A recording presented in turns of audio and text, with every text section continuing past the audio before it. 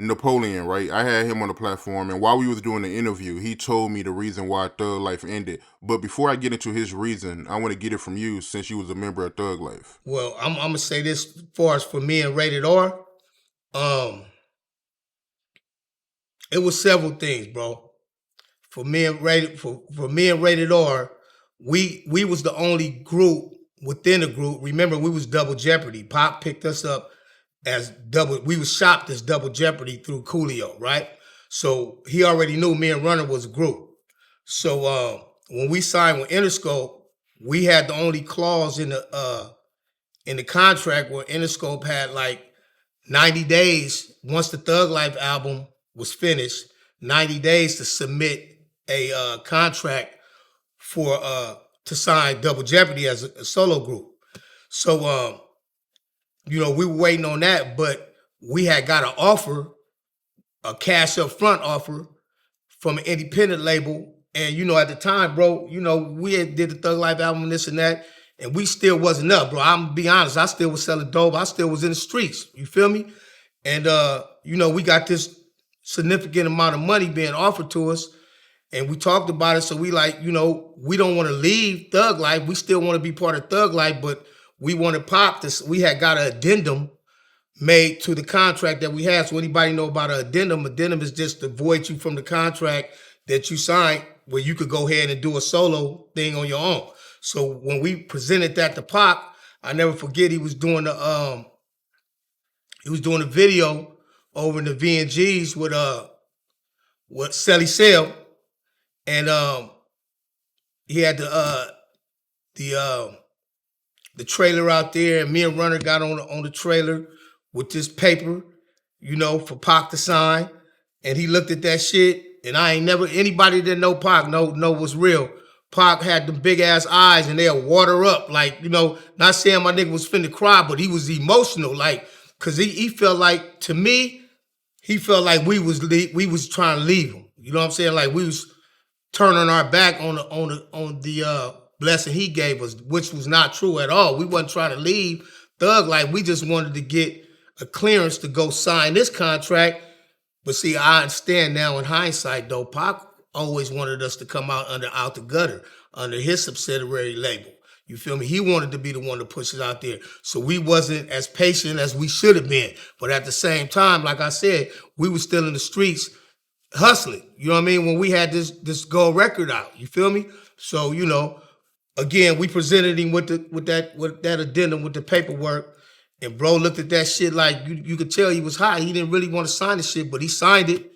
And then from that point, shit kind of shifted as far as how he looked at me and Runner. You know what I mean? Like almost like we turning our back on him. We still was part of the group, but then once the Thug Life album was finished, shit kind of went left, because that's when Pac ended up going to jail and shit like that. And we never ended up doing another Thug Life album, because once he went to jail, he just flipped the whole script and said, fuck it ain't no more Thug Life. I'm finna just focus on the Outlaws, focus on my family members, because a lot of the Outlaws are his family members and kids that grew up in his family.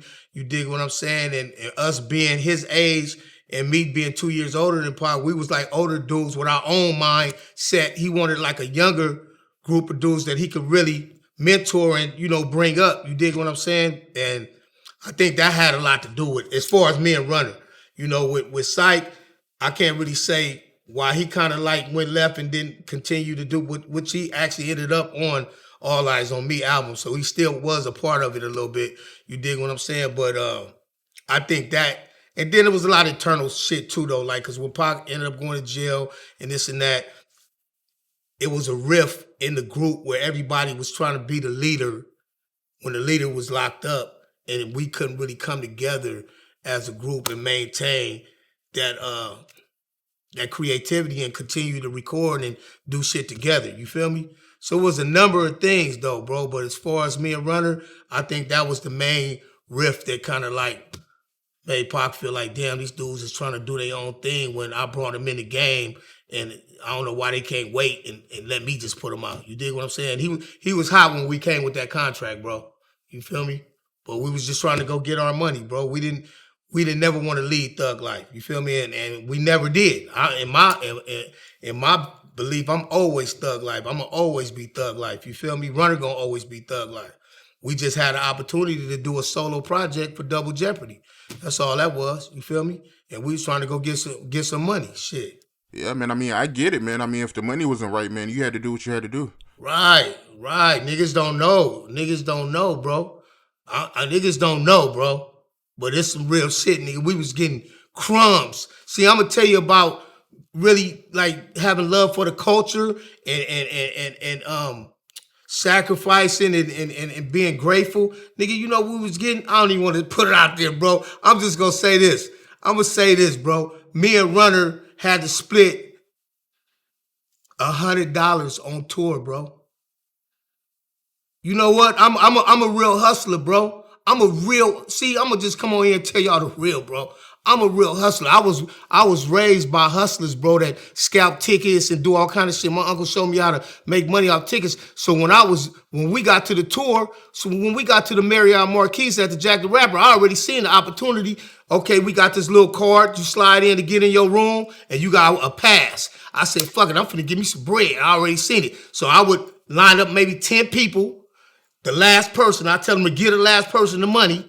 I'm gonna put my pass on your neck. I'm gonna walk in with my key. They gonna let me through the door. I'll get you through the door, take the pass off you, put it on your next partner you got in your group, walk him in, and then the last person I get in, boom, give me my bread. So that whole night I was jugging, getting money. I made about $1,700 that night. Do you know I made damn near more money that night than I made on the whole tour, bro? You dig what I'm saying? Off my hustle, off fucking scalping tickets. So, not to knock my nigga Pac, because I'm gonna just say this, bro. The experience of being on tour, being on stage, doing what I love to do, it was a dream come true. So it was bigger than the money to me, bro. And that's the other reason why I was telling you it was other reasons. Rated R ended up getting sent home early off tour. We only had like maybe 4 more dates to do. But somebody in the group was kind of blowing Runner head up and like, damn, nigga, that's all y'all getting is $100 a show, nigga. Y'all got to split $100. And the reason he was making us split $100 is because we was a group, Double Jeopardy. So 50 for me, 50 for Runner. Syke was getting 100 because he was solo artist, which was still crumbs. You feel me? But anyway, Runner get hot. He called Pac over to the room, and them niggas is like this together. Woo! He and Pac like, nigga, you don't like what you get, nigga. You could go home right now. And Runner like, nigga, fuck it. And then next thing you know, that nigga we was all in the lobby waiting for the fucking cab to come pick him up. And then my nigga was looking at me like, nigga, you ain't going? Hell no, I ain't going, my nigga. We got 4 more shows, bro. That's $200. I could bring home more money to my family. $50 for 4 shows, $200. Do the math. You feel me? So that's another thing that was kind of fucked up. You feel me? But again, just with that said, I was still thankful and grateful to be on tour, to be on stage, to be rocking on stage with my nigga Corrupt. Shout out to Corrupt. Shout out to my nigga Snoop. Shout out to Das. We on stage with my niggas and we was rocking out at Jack the Rapper, man. All my niggas know what's going on, bro. But it was bigger than the money, bro. But that did bring a little rift in between us and Pac too, because we was still stuck, bro. We still had to serve. We still was in the hood. We still was doing what we was doing. So we had opportunity to get this bread. Not to sound redundant, but we had to do what we had to do, bro. And one thing led to another, and we had him sign that contract, and that was that. You feel me? But it was like some crazy shit, bro. It was like, that's what happened, though. You feel me? Yeah. Yeah, that's wild, man. Y'all had to split $100, man. Yeah, that's crazy, bro. Nigga, that's peanuts. Yeah. Nah, that's worse than peanuts, man. Oh my God. But that's the true story. True story.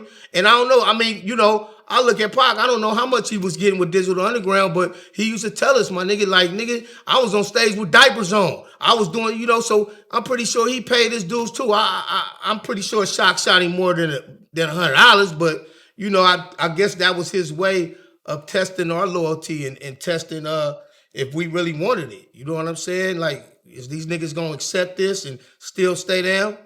And you know, for the most part, we did until we was offered some real bread. But on tour, nigga, I stayed and got the rest of that little money. You know what I'm saying? And shit, that's what it was. You feel me? But as soon as we got an opportunity to really get some paper, which we really felt like we deserved too, because we was dope, bro. Me and Runner wasn't no punk when it came to this rap shit, and Pac knew that shit. Pac wasn't just fucking with anybody. You know what I'm saying? So, we felt like we deserved that shit. We deserved to get paid, bro. So, we didn't get in the game and get big headed. Oh, now we with Pac. Oh, we got a record out. Oh, we the shit. We finna lead this nigga. Nah, it was always loyalty from day one. But at the same time, we had to feed our family. So, we had to do what we had to do, bro. Right, right. Yeah, I feel you, man. I know when I did my interview with Napoleon, he told me that one of the reasons why Thug Life ended is because Rated R, he got in a fight at Interscope. You know about that? I said several reasons. Yeah, that was the little skirmish between him and Big Syke. This was in the beginning when we first met Syke. You feel me? Rest in peace, Syke. Yeah, again, it was more or less like, I don't know, how can I say it? Like, basically, niggas was trying to really kind of not show out for Pac or be more than this or that to gain Pac favor or whatever. But, it is what it is. However it went, Syke and Runner wasn't seeing eye to eye. We was at a photo shoot with the young kid Marcus Houston. This is when he was a little kid, and his dad was there and everything and shit. And him and Runner and Syke got an argument and shit, and they was arguing about some shit or whatever. So Runner called some of the homies from 40s up there, and them niggas came up there deep, like probably 30, 40 deep. And they was pressing Syke, you feel me? Like, and it could have went left. God bless it didn't. But that was a skirmish that jumped off at that photo shoot. And that was early on. That wasn't in the middle of us getting down. That was like early when we were first getting started and promoting the album, like, taking photos and shit like that. So yeah, that's what happened with that one.